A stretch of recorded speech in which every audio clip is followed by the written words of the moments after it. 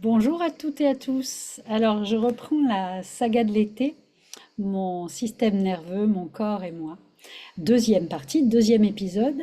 Je vais reprendre alors toujours le format. D'ailleurs, je mets mon petit chrono de 20 minutes. C'est parti. Donc, je reprends rapidement ce que l'on s'est dit la semaine dernière.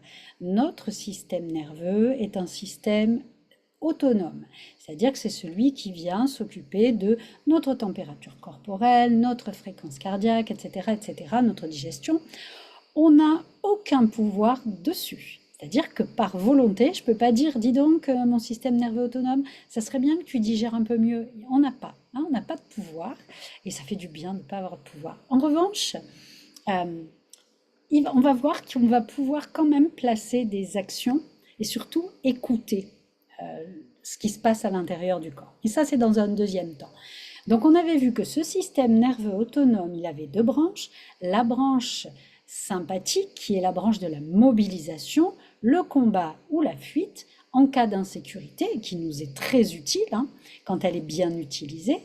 Et la branche parasympathique, qui est plus précisément faite de deux sous-branches qui sont des branches vagales en lien avec notre nerf vague. On y reviendra, je l'ai un petit peu expliqué, mais de toute façon on y reviendra aussi. Donc qui est cette branche vagale dorsale qui est tout en bas de l'échelle des états. C'est cette branche qui part du système nerveux, du tronc cérébral, et qui vient innerver les organes au-dessous du diaphragme, donc en particulier les organes de digestion. Donc elle est super importante aussi, cette branche-là, quand elle est régulée de façon tout à fait normale. Et la branche vagale ventrale qui va venir au-dessus de notre hiérarchie des états, donc tout en dessus. Cette branche vagale ventrale, c'est la branche donc, qui part toujours de ce tronc cérébral et qui vient innerver le cou et tous les organes au-dessus du diaphragme. Ici, on se sent dans le lien, on se sent bien avec les autres, on est lucide, hein, on n'est pas comme ici dans je m'échappe par fuite. On est vraiment dans quelque chose de lucide, on fait face à ce qui nous arrive avec, voilà, avec les ressources qui sont les nôtres. Et puis, cette branche dorsale, donc, qui, quand elle est bien utilisée, nous sert à venir nous régénérer. Donc voilà nos trois états avec notre système nerveux. Mais maintenant, ce que je voulais vous faire comprendre, est-ce que de temps en temps, ça vous est arrivé comme moi, par exemple, vous vous réveillez le matin, il ne s'est rien passé, puisque vous ouvrez les yeux, et d'un coup, vous êtes envahi de pensées génératrices d'anxiété, alors que vous n'avez rien vécu. Et puis, ces pensées vont tourner en boucle à l'intérieur de votre tête. Vous n'avez pas encore mis un pied au sol, que déjà vous vous sentez soit complètement bah voilà, c'est pas la peine, c'est même pas la peine que je pose le pied par terre, j'y arriverai pas. C'est trop gros, c'est trop énorme. Ça m'est arrivé, moi, quand j'ai quitté l'éducation nationale et que je me suis retrouvée, après l'euphorie de «Ouah, c'est génial, je reprends ma liberté, je vais tout mettre en place». J'ai eu cette phase où le matin, j'étais assaillie par des tas de pensées qui me disaient mais qu'est-ce que tu vas faire? T'as plus de boulot, tu habites plus au même endroit, t'as plus les mêmes collègues, etc., etc. Ta vie, elle est plus structurée. Donc, j'avais tendance soit à aller dans ce dorsal, soit cette insécurité qui m'envahissait comme ça, ces pensées me disaient, allez, moi je suis plutôt une fuyante, donc allez viens, on va faire plein de pratiques, comme ça va aller mieux, etc., etc. Et j'avais beaucoup de mal à revenir dans mon ventral parce qu'ici se faisait toute une série d'histoires, hein, ces pensées qui arrivaient.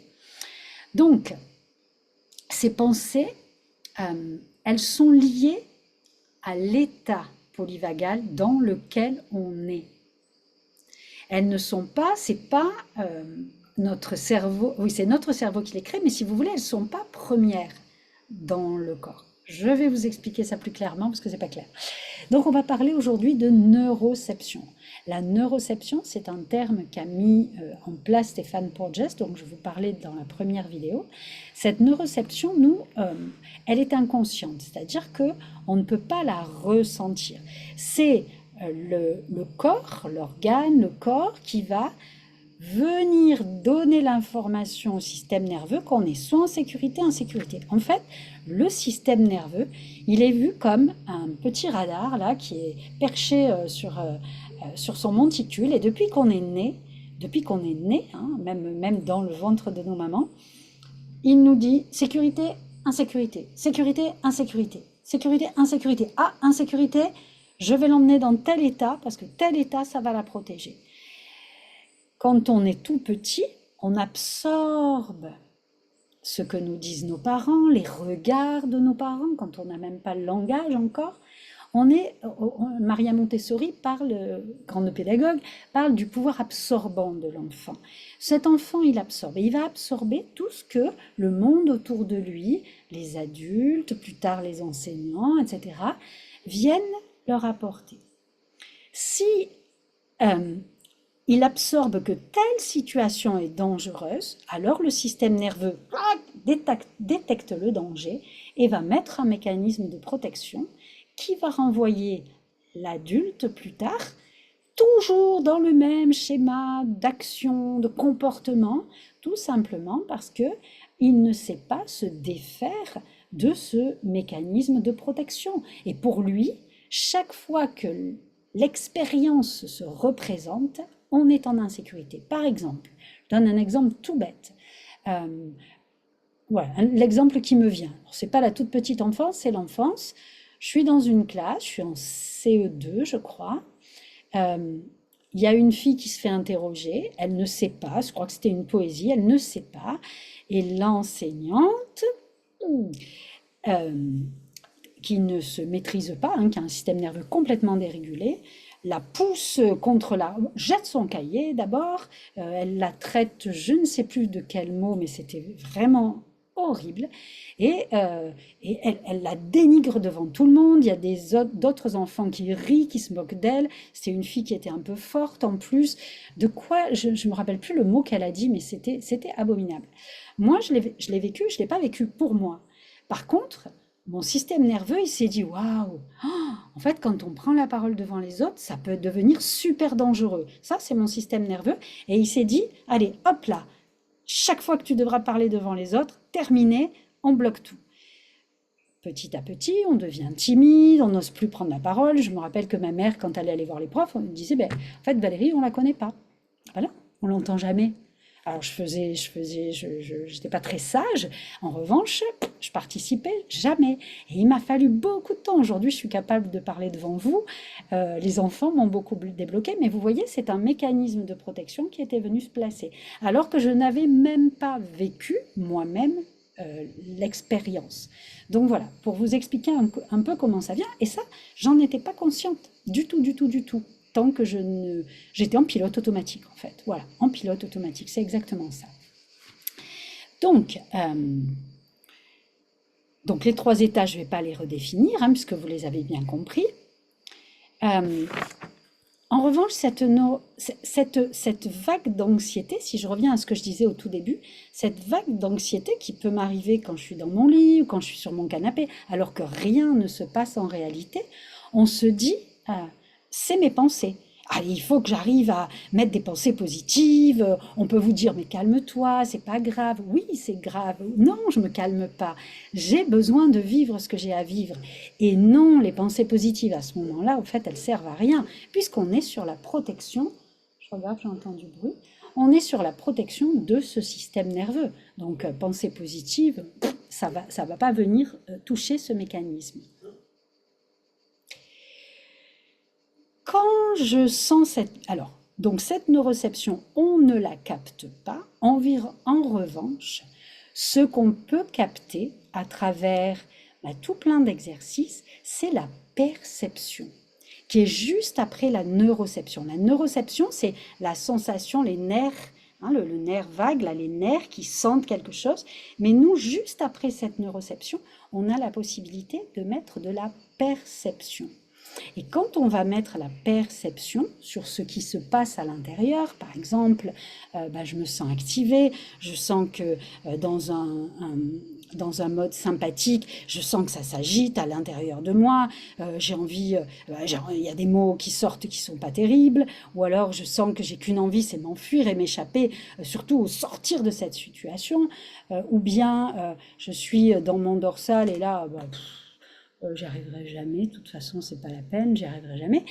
Donc je sens mes épaules qui se baissent, je sens mon rythme cardiaque qui diminue à la limite, à la limite, à la limite pour garder un peu l'énergie qui est pas très, qui est très faible, la respiration se fait très faible, hein, voilà, donc le rythme cardiaque, la respiration. Et donc je peux emmener cette perception. Et ça se travaille, cette perception. C'est ce qu'on fait quand on fait des pratiques de yoga, par exemple, hein. On est en plein dans la perception de ce qui passe dans notre corps. Et parfois, les mécanismes de survie ont été tellement importants que le corps, il est venu barricader. Donc la plus grosse difficulté, ça va être de retrouver les perceptions dans le corps. Et c'est vraiment tout le travail que l'on commence à faire dans les processus que j'accompagne, dans les séances de yoga, mais dans les processus aussi pour être capable de ressentir ce qui se passe à l'intérieur de moi. Donc je continue, là je suis en train de m'échapper et l'heure tourne. Donc je continue. Donc si je reprends, tout ce qui est capté par le corps est envoyé au tronc cérébral et en même temps, et nous emmène dans un état. D'accord? Donc si c'est l'état du dorsal, eh bien, donc, c'est capté, donc ce qui se passe est capté par le corps, c'est envoyé au tronc cérébral, on est dans cet état de dorsal, et du coup les pensées vont arriver. Et les pensées, elles vont arriver, je suis nulle, j'y arriverai jamais, de toute façon, il n'y a rien qui fonctionne, je suis fatiguée, je me sens complètement désespérée. Vous voyez cet état là où on est lourd, vraiment lourd.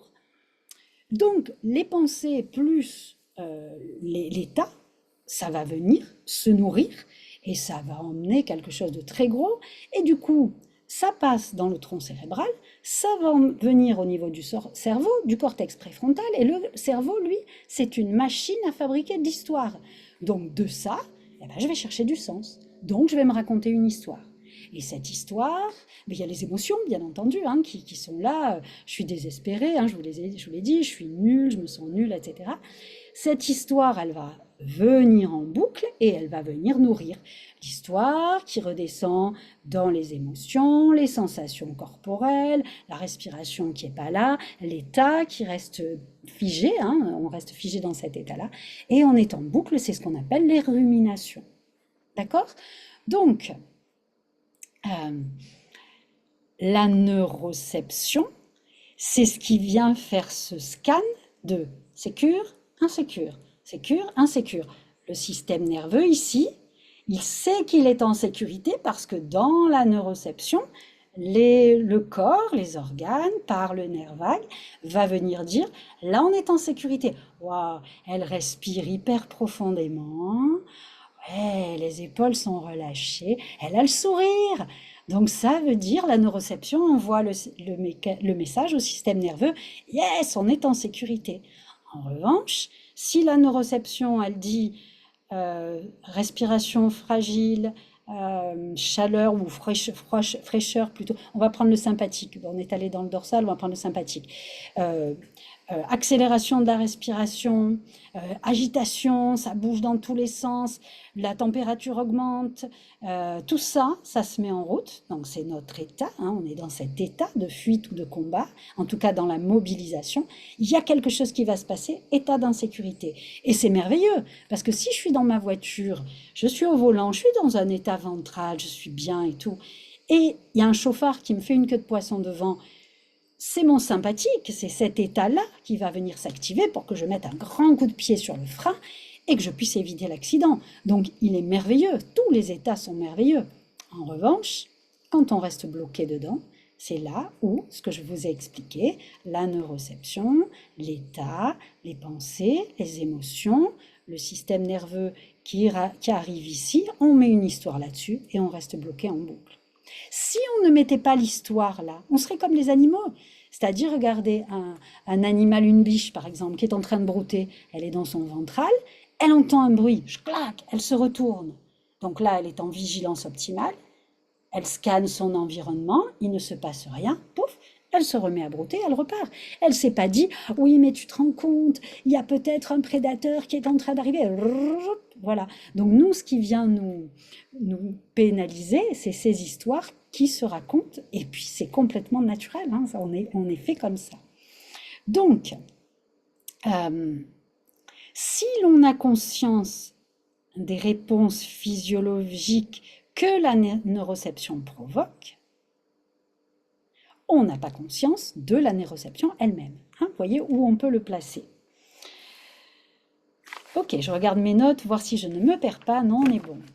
Alors, quand on est dans un état, par exemple, quand je suis dans cet état-là de combat ou de fuite, eh ben, je vois le monde avec les lunettes oranges. C'est-à-dire, le monde est hyper hostile, tous les gens m'en veulent, et j'ai besoin de me battre, et puis la société, elle est dure, et on n'arrivera à rien si je ne combats pas, etc. Vous voyez, quand on est dans le dorsal, je regarde avec mes lunettes de dorsal, de toute façon, ça sert à rien que je fasse un effort. De toute façon, j'ai pas d'énergie.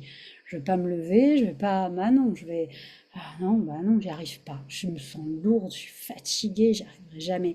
Et je regarde tout mon environnement, l'intérieur de moi, les autres autour de moi, dans cette paire de lunettes, dans cet état, avec ces pensées et ces émotions qui vont avec.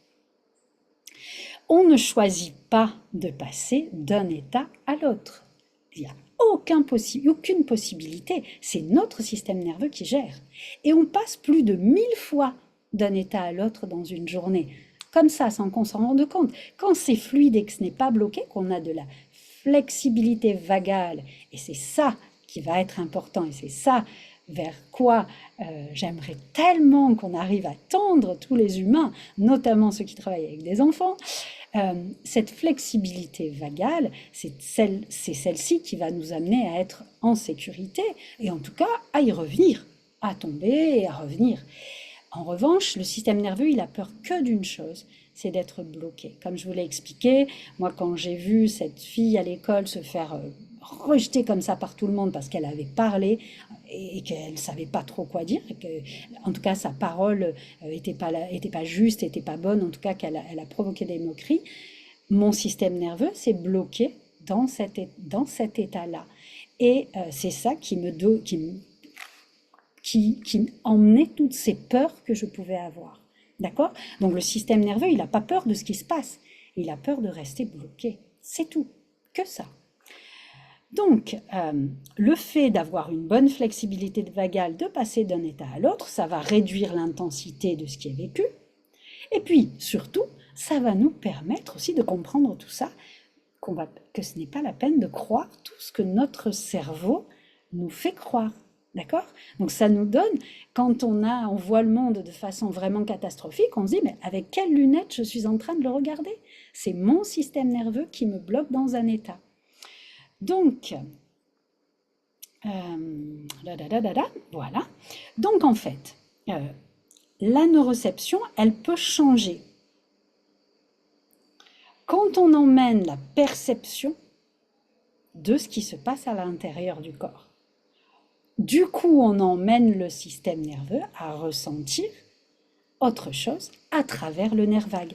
Par exemple, j'ai 2 minutes, vous avez besoin de revenir dans quelque chose de plus sécuritaire, on boit un grand verre d'eau, on va avoir besoin de se secouer dans tous les sens, d'aller courir par exemple, ou de se secouer, de danser, de chanter, puisque le nerf vague, vous allez voir, hein, il passe dans tous ces nerfs crâniens, là, il fait partie des nerfs crâniens, donc de chanter, ça peut être aussi d'aller dormir pendant un moment, ça peut être, vous voyez, toutes ces activités, ça peut être, certaines personnes, ça va être un bain chaud, d'autres, ça va être une douche froide, ça va être une musique, hein, une musique qui vous réactive dans la sécurité, voilà, toutes ces choses-là, quand on perçoit, on va pouvoir, à travers le nerf vague, ramener notre état dans un état de ventral, tout en respectant les 2 états du dessous. Donc on va remonter dans l'échelle tout simplement.